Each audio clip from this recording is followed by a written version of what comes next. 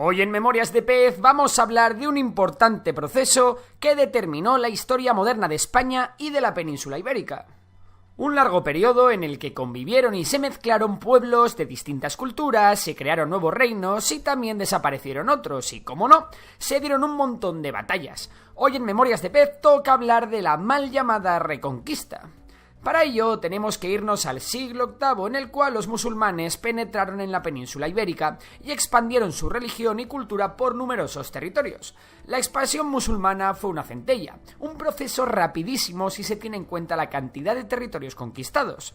Desde el año 711 al 726 se llegó a tomar casi toda la península ibérica y parte del sur de la actual Francia.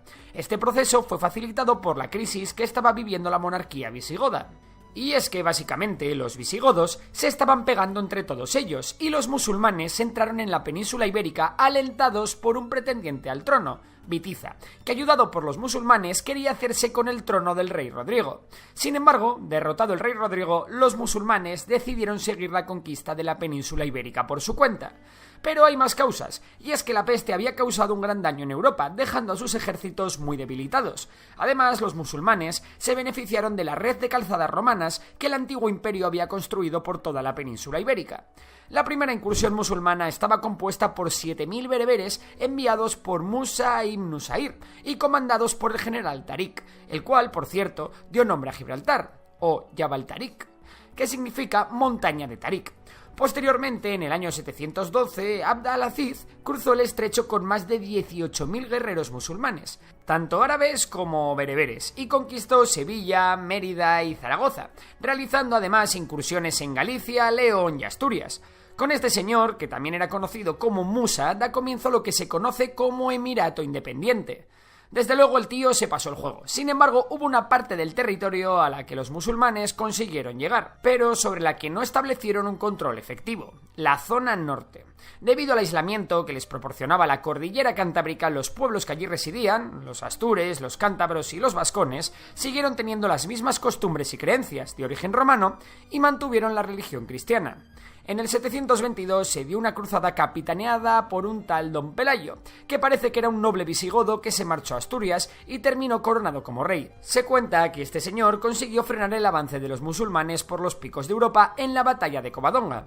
Sin embargo, hay que decir que esta batalla no tuvo ninguna relevancia militar, e incluso se duda de su existencia. Sea como sea, este evento actualmente es conocido como el punto inicial de la Reconquista, ya que tras el enfrentamiento se creó el primer núcleo de resistencia al Islam, el Reino de Asturias. Desde este momento, Don Pelayo comenzaría diferentes batallas para ir anexionando más tierras a sus dominios. Así, los musulmanes quedaron asentados en el Valle del Ebro, frontera entre su dominio y el de los francos. Esto explica por qué las conquistas cristianas tuvieron lugar por el oeste de la península y no por el este. El avance cristiano en esta primera fase fue pausado, ya que de momento tenían bastante con frenar a los musulmanes y realizar pequeñas contraofensivas. Sin embargo, en el siglo IX fue determinante, ya que, debido a las crisis internas de Al-Ándalus, los cristianos aprovecharon la ocasión para llegar al Duero en una cruzada llevada a cabo por el rey Alfonso III.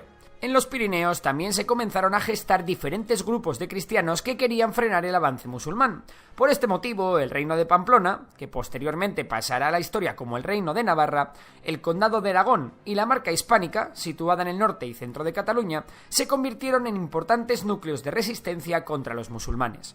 En este sentido, los carolingios, pertenecientes al reino franco, tuvieron una gran importancia, puesto que avanzaron por el norte de España, conquistando territorios como Girona en el 785 o Barcelona en el 801, creando una frontera militar que frenaba el avance de los musulmanes en la zona del Ebro.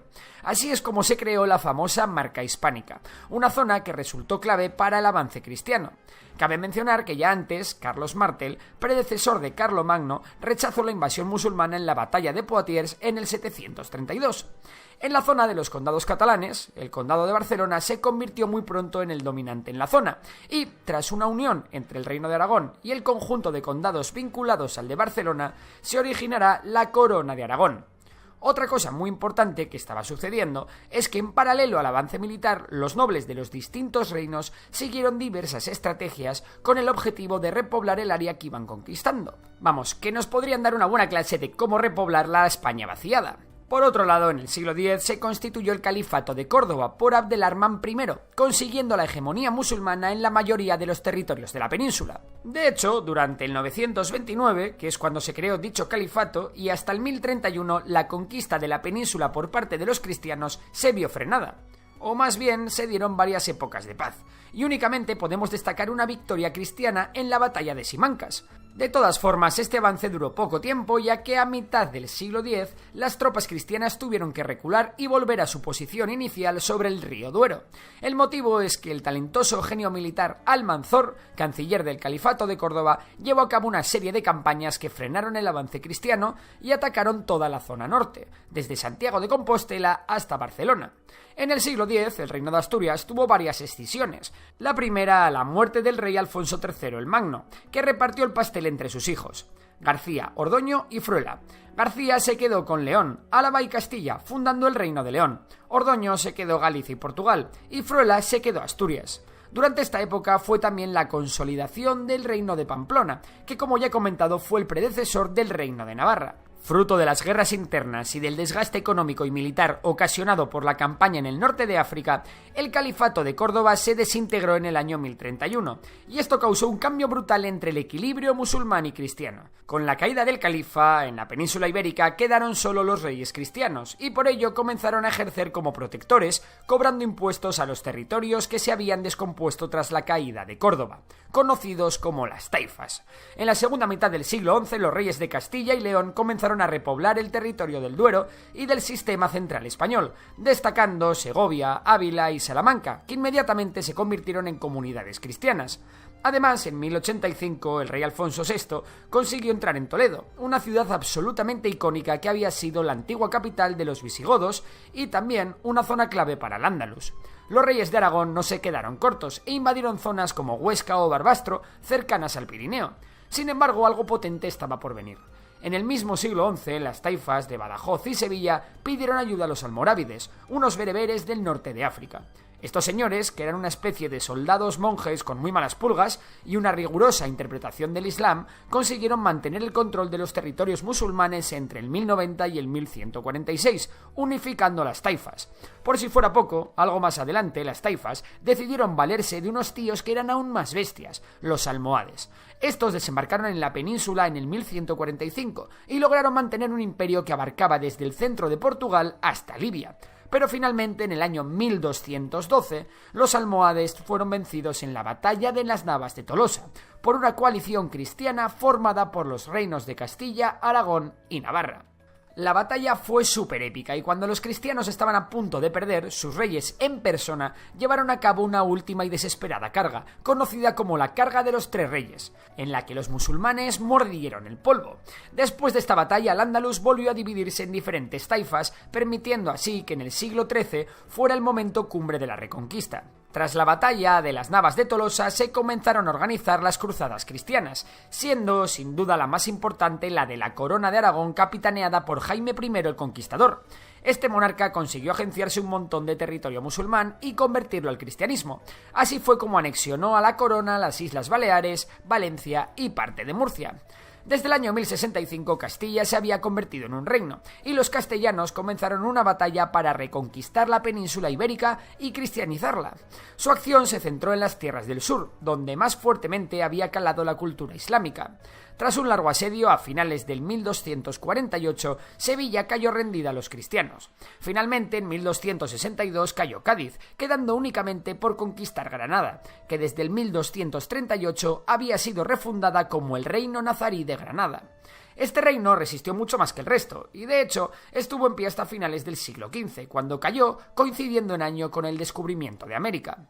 Aquí llegamos a la última campaña del proceso de conquista cristiana, la Guerra de Granada, mantenida entre 1482 y 1492. Así, la campaña emprendida por los reyes católicos culminó con las capitulaciones de Granada por parte del rey Boabdil. Tras esto se dio la integración en la corona de Castilla del último reino musulmán de la península ibérica, finalizándose el proceso histórico conocido como la Reconquista.